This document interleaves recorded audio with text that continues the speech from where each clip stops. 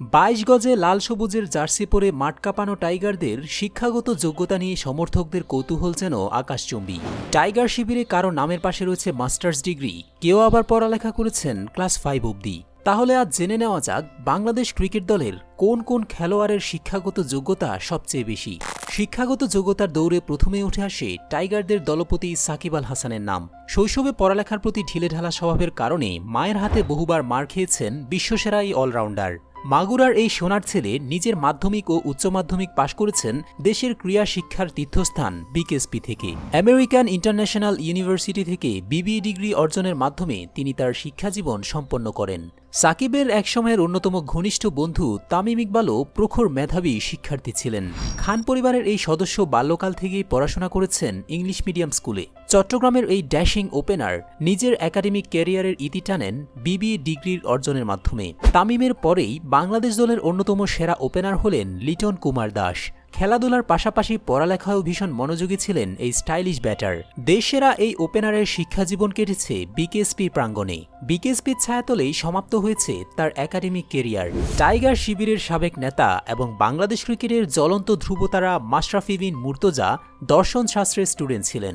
জাহাঙ্গীরনগর বিশ্ববিদ্যালয়ের ৩১তম ব্যাচের এই শিক্ষার্থী ক্রিকেটীয় ব্যস্ততার কারণে তার স্নাতক সম্পন্ন করতে পারেননি। ২২ গজে দেশের হয়ে ক্রিকেটে সর্বোচ্চ উজাড় করে দিতে শিক্ষাজীবনকে বলে দিয়েছিলেন মাশরাফি।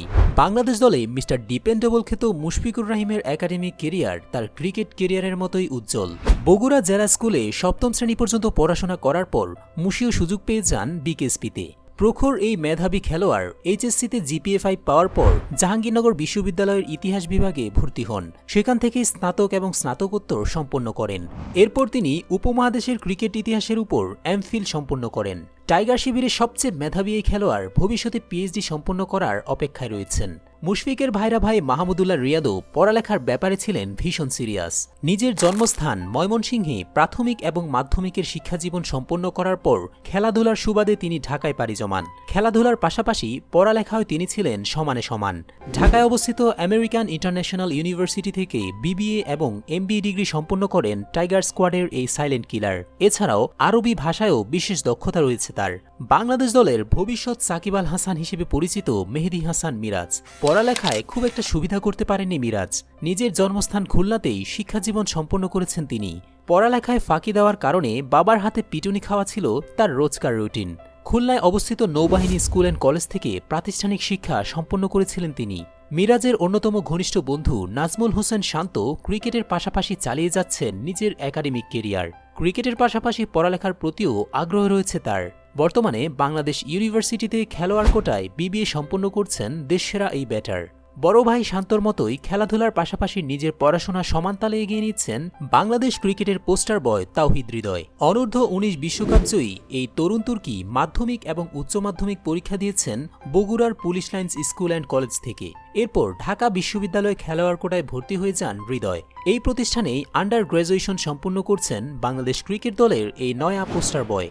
বর্তমানে দেশের পেস ইউনিটের নেতা তাসকিন আহমেদের শিক্ষাজীবন কেটেছে ঢাকায়। ক্রিকেটের পাশাপাশি নিজের পড়াশোনাকেও সমান তালে এগিয়ে নিয়েছেন বাংলার এই স্পিডস্টার। আমেরিকান ইন্টারন্যাশনাল ইউনিভার্সিটি থেকে বিবিএ ডিগ্রি অর্জনের মাধ্যমে শিক্ষাজীবন সমাপ্ত হয় তার। তাসকিনের সতীর্থ এবং টাইগার শিবিরের একমাত্র সুপার সেন্সেশনাল বোলার মুস্তাফিজুর রহমানের শিক্ষাগত যোগ্যতা নেই বললেই চলে। বাল্যকাল থেকেই ক্রিকেট পাগল এই কাটার মাস্টার শিক্ষাজীবন শেষ করেছেন ক্লাস 5 এসেই।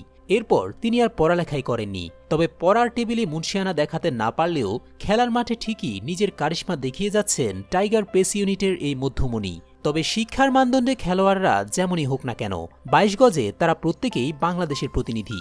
দেশের সুনাম সারা বিশ্বে ছড়িয়ে দিতে কেউ কাজে লাগায় মেধা শক্তি, আর কেউ গায়ে জড়ায় লাল সবুজের জার্সি।